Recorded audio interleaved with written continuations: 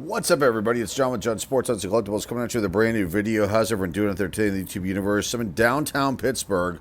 I'm finally making a stop at Eides Entertainment, the iconic comic book shop in downtown Pittsburgh. And I have not been at this location in years and years. So let's go in. So to your left when you walk in, this is the way to get downstairs to, I'd say about, 80%, 90% of their comic books. And let's take a look to see what's there. So they had a bunch of books, keys and whatnot, older silver, bronze age, and golden age books in like Mylar bags right here. And then this is the rest of the floor. There are collectibles on the back wall. There are some extremely valuable comic books under glass behind me. Which I wish I would have filmed. And then I just did a random filming here of the Teen Titans, some Silver Age Teen Titans and Bronze Age Teen Titans. Pretty cool stuff. Let's get into what I did pick up, though.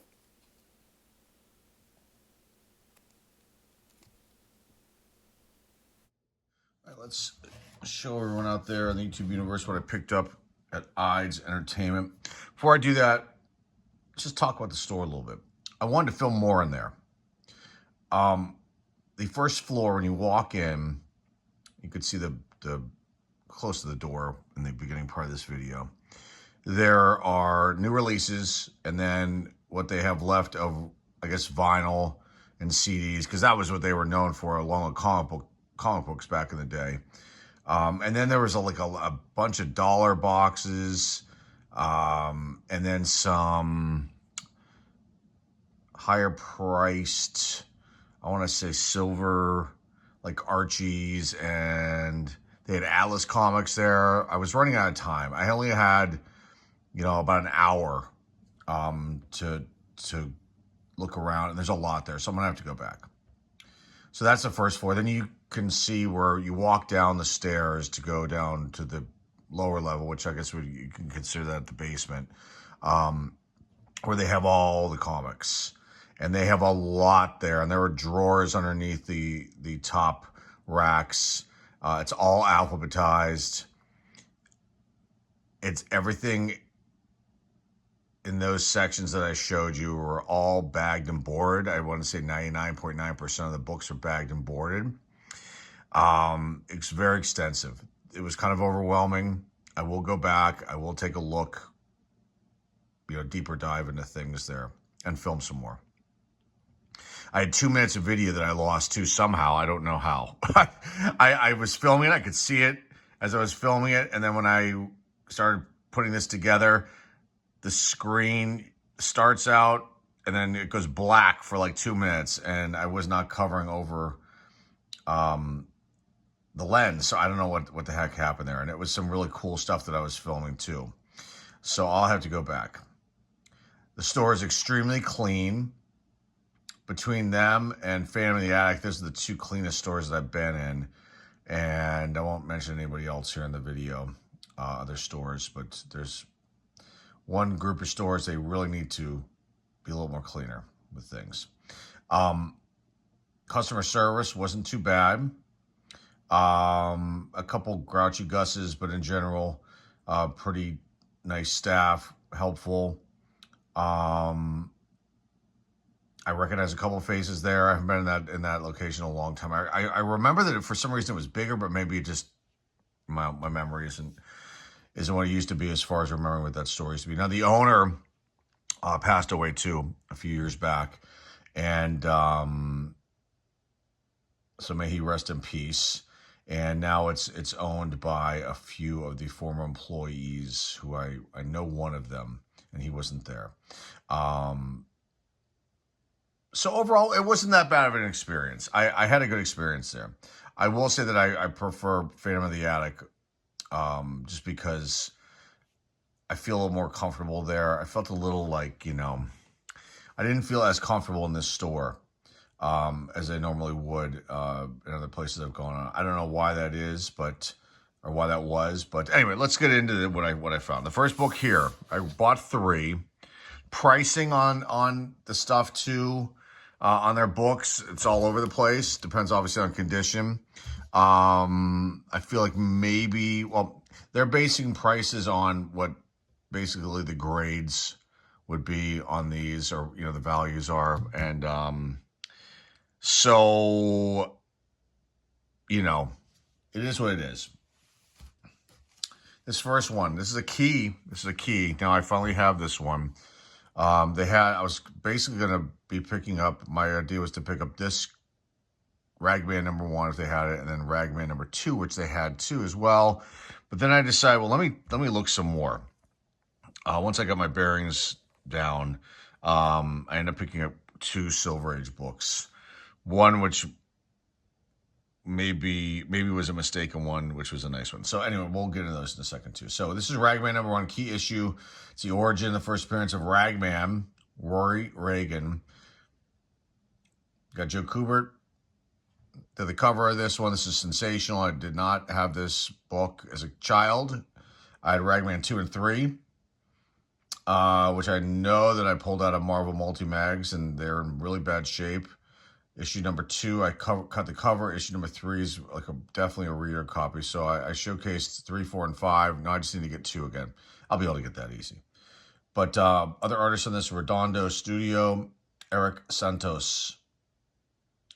Writer Bob Kaniger, E. Nelson Bridwell, and then the editors Joe Kubert and Bob Rozakis. Publication date August 31st, 1976. Got the September month on the cover. A pretty good copy. They're calling this one a 6.5, 6.5. A fine plus. Perhaps. There are some spine ticks here. There's some, the back needs to be cleaned. There is some staining on the back. The other thing I will say, that everything is, like I said, bagged and boarded, but they're sealed. And I could have opened up and looked at these books, but then I saw signs around for like the ones that are in Mylar. They didn't want you pulling those out. So I started feeling like, should I look at these closer or just take a chance? And I took a chance, and one of them I think I got kind of burned on myself because I didn't. Well, it's a combination. I got burned, and then there's a lack of information. Okay, so there's the Ragman. Ragman issue number 1. I'll probably end up getting 2 and then do a whole separate video and take a deep dive into Ragman, because I'm fascinated by this character. And this has been rebooted before by DC, and but it's to me it's just an awesome release. It's definitely overlooked. Okay.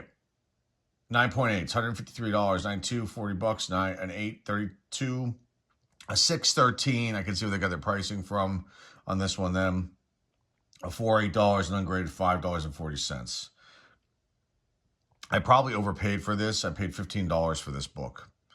But I really wanted it, and it's not too bad of a copy. It probably should have been like around 10. That's my just opinion, regardless of the grade, just based on the fact that it's, you know, not a graded copy. I know that it's different for every LCS, so they price things out. But it is a key, so I guess I shouldn't be complaining. I'm happy I have it. Let's just put it that way. So let's go on to the next book right now. Okay, next one, late Silver Age, Daredevil. Reasonably priced, lower grade. They're calling this like a 2, but I don't know. I think it's better than a 2. It definitely needs to be clean and pressed. Calling this one a 2, a good 2.0. I think this definitely needs to be clean and pressed. I think it's probably like a 3 or 4. That's my guess. There is wear on the book. Some kid probably had this book, and, you know. But I love the cover. I love Daredevil. I love Daredevil. Always have, always will. And when I see some very reasonably priced Daredevils, Silver Age ones, I'm going to grab them. They had other ones there, but I wasn't looking to blow a ton of money. This one was 4. Was this one 4? Or was the next one 4? Well, one was 6 and one was 4. Still very low price, though, in my opinion, for this one. For this next one, I'm bummed out about. But so cover artist Marie Severin. You also got artist Gene Cole in here, Sam Rosen, and writer Roy Thomas, editor Stan Lee. Now, this came out, the release date was December 16th, 1969. The cover date was February 1970.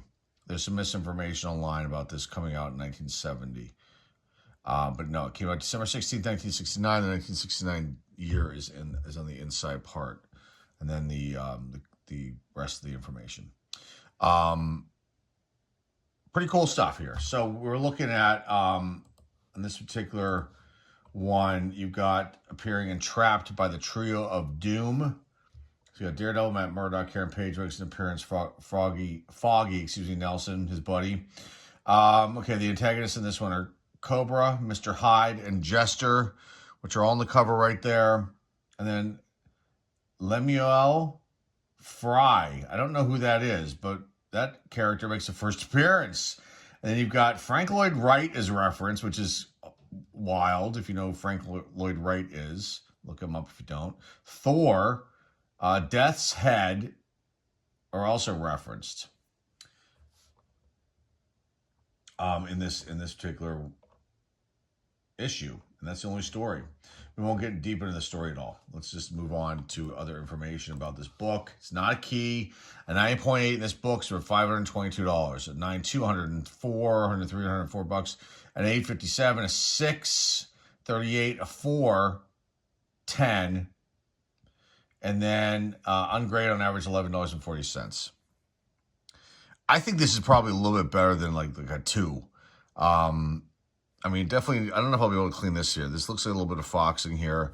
It's got wear. They can't do anything with that. I can clean it, with a putty and then dry clean it and then press it as best I can and make it look a little bit better. The back needs to be cleaned. Definitely has wear in the corners. So I think, but I just think it's higher than a 2. When I think of a 2, I think of one that's like really tattered and torn and beat to hell. And this, I think, is a little bit better. The color's pretty good on this one, and it's not too bad. Not too bad of a book. Issue number 61. Here comes Daredevil. That's Daredevil right there, 15-cent cover price. And let's see. This next one might be my oldest one of Daredevil, which is, I just gave it away what it is, so we'll get into that right now. All right, let's get into this last one here. This, I love this cover. This is awesome. Caught my eye immediately. It's one of the photo covers. There's one that I know of that they did for Submariner, and then DC did this too. I don't know on how many different issues. I know that I had one Superman issue, I believe.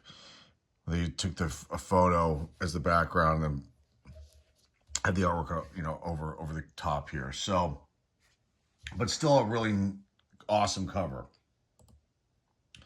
They're calling this a 2 as well. And at first I was like, how? I could tell there was a roll. I should have taken it out of the bag here to look at it. And by the way, the last Daredevil, this one has got off-white pages. And this Ragman, it's like white to off-white pages. Forgot to add that information in there. So this one, I kept thinking, okay, well, it has to be a little higher than a 2. There is a roll going on. There's somewhere... looks like in the cover, on the corners. But I took a chance on it. I can't remember if this one was $4 or $6, but regardless, still low price. But when I got it home and I pulled it out and I looked at it, I could tell, okay, the back needs to be cleaned. It's definitely got a roll, so that has to be corrected. But then I'm flipping through and there's a page missing, and they didn't disclose that. And I noticed that they did disclose certain things on other books, especially when there was something like that major, happening. Like if there was a back cover missing, it would say it right, back cover is missing. And so I was kind of bummed out to find that out and not know that information, because I probably wouldn't have purchased this, even though it was a low price. I'm not complaining. It's my own mistake. I should have taken it out and looked at it. But it should have been disclosed. So that's my own fault for not taking it out of the bag and board, which I almost always do. But again, I saw signs that said, don't take books out of Mylar bags.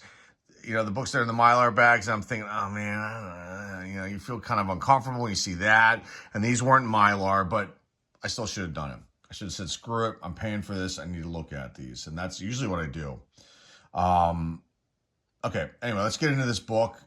This is not the oldest Daredevil I have. I think issue number 37. And that's like the oldest one that I have. Okay. Information on this book. We've got the following. We've got cover artist Gene Colan. And the release date was August 13th, 1968. So a later Silver Age, not end of Silver Age, but near the end, a couple years before it ended. Cover date, October 1968. Again, Daredevil. You got Foggy in here, and Debbie Harris shows up. Then you got Jester, who is on the cover fighting Daredevil. And then Johnson makes a first appearance. Yes, Johnson. I don't know who Johnson is, but Johnson makes a first appearance. And maybe another appearance at some point. Maybe it's one of the police officers. Okay. Writer Stan Lee, penciler Gene Colan, inker Vince Coletta, Artie Simak, and Stan Lee is the editor. Artie was the letterist, and the inker was Vince. Okay, let's talk about the pricing on these, and then we're going to get a book for my collection. 9.8, $673. Whew.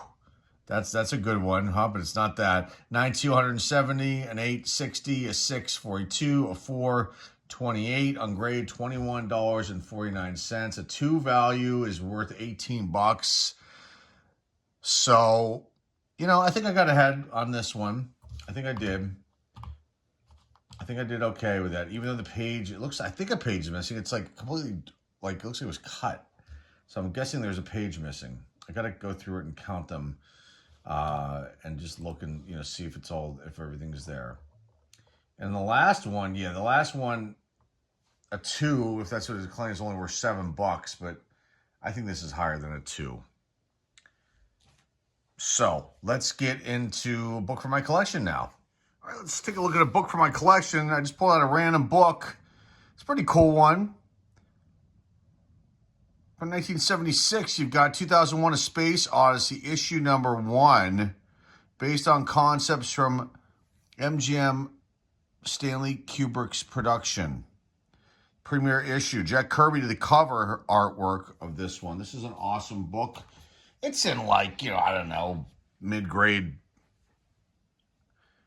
like, it's just a mid-grade condition.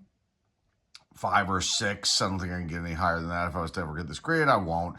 I read this book. This, I believe, came out of a Marvel multi-mag. I have issues 1 and 2. But interesting stuff here. So let's just talk about this whole series real fast. We'll take a look at the book and then wrap this video up. So there was originally a Treasury edition, and an image should pop up now of that. I don't have that Treasury edition copy, but Marvel put that out, and it was like an adaptation of the movie and the novel. And then the monthly series would started up after that. So the Treasury edition was in 1976. The series started up in December 1976. And this has got a release date of December 1976. The release date, September 28th, 1976, but it didn't come out, and the cover date is December. So you got Jack Kirby was the cover artist, also the writer and the penciler. Inker Mike Royer. Got George Roussos as a colorist, letterist Mike Royer again, and then editor Jack Kirby and Archie Goodwin. So they came out with, I'm trying to see how many issues here. 8 issues, 10 issues, and they kind of expanded it. Like Kirby expanded the whole storyline. Like after the publication of the Treasury edition, it says here Kirby continued to explore concepts of the 2001: of 2001 in a monthly comic series of the same name. The first issue, which was cover dated December 1976, which is this one. This issue, Kirby follows the pattern established in the film. Once again, the reader encounters the prehistoric man beast killer, which is him right here, who gains new insight upon encountering a monolith, as did Moonwatcher in the film. The scene then shifts where a descendant of beast killer is part of a space mission to explore yet another monolith. When he finds it, this monolith begins to transform the astronaut into a star child, which is maybe him. I'm not sure. And called in the comic a new seed.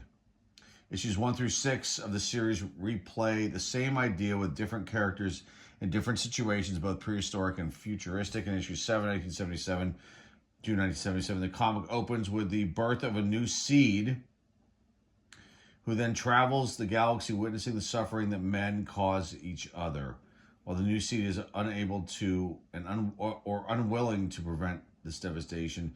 He takes the essence of two doomed lovers and uses it to seed another planet with the potential for human life.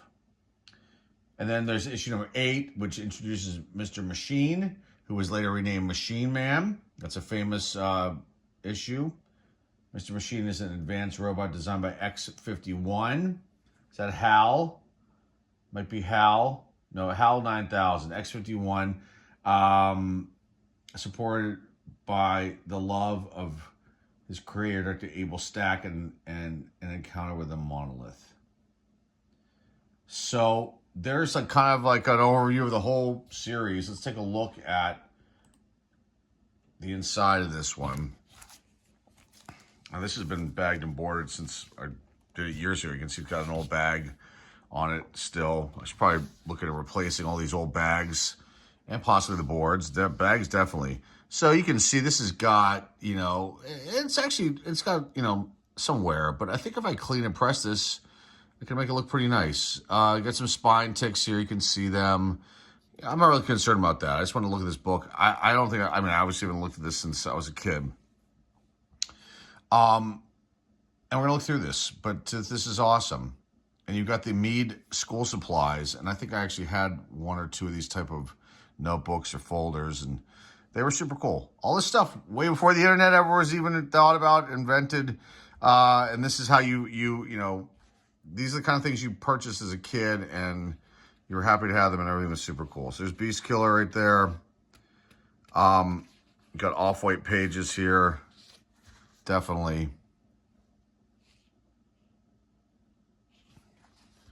Teach yourself guitar. Teach yourself music.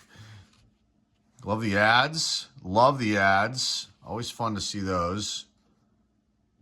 Love the artwork, though. Kirby does a phenomenal job. I just think he's awesome. He's one of my favorites. Slim Jim ad. More ads. Classifieds. Got the Halloween Madness from Marvel. Costumes. Grit.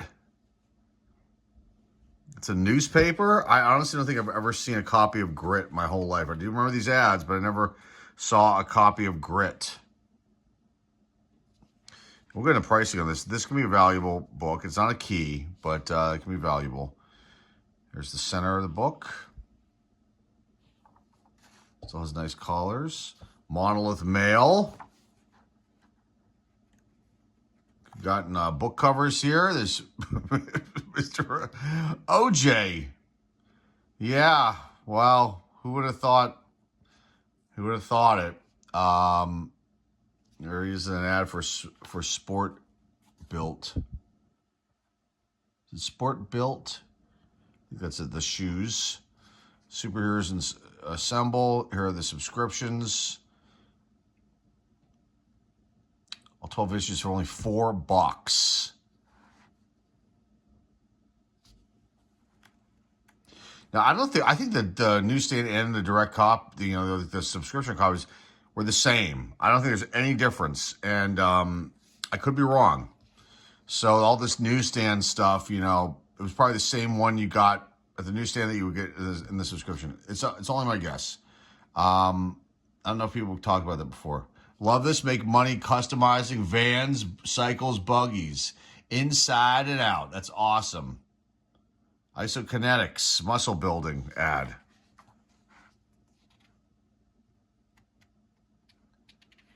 It's a very cool book. More ads, shark's teeth, U.S. coin-filled barrel. That dorky looking kid up in the right hand corner can earn extra money, like Tim Newcomer. Okay, made some money there.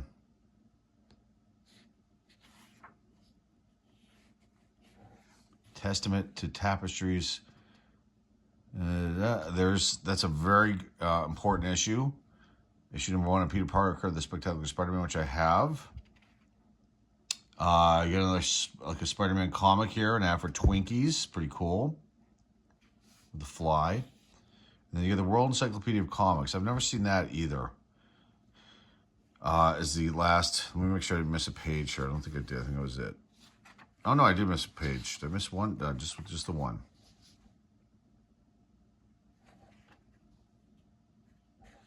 The bodybuilding ad on the inside back cover, and then look who's smiling now, LaSalle Extension University.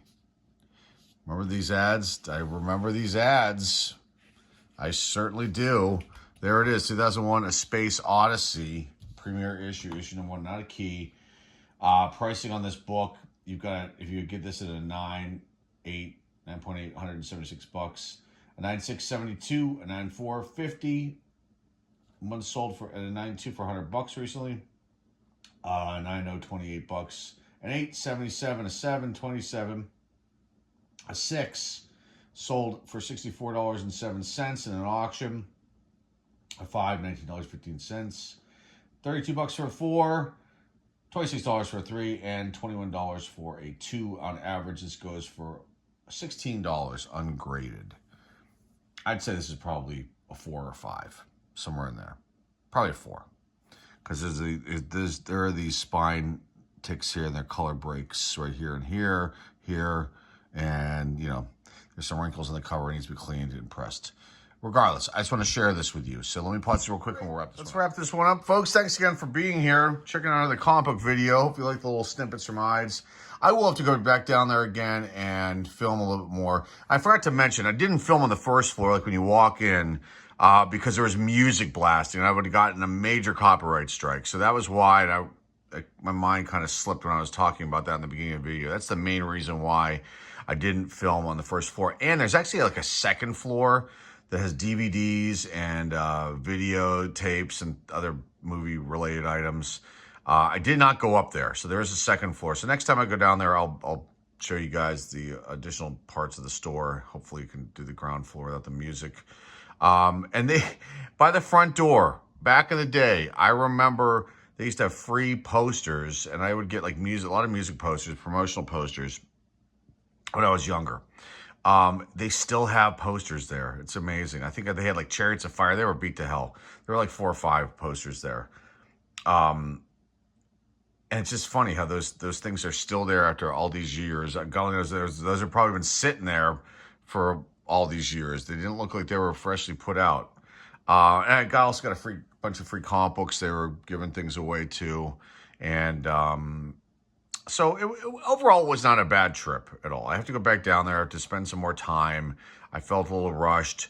I will next time definitely make sure the books are in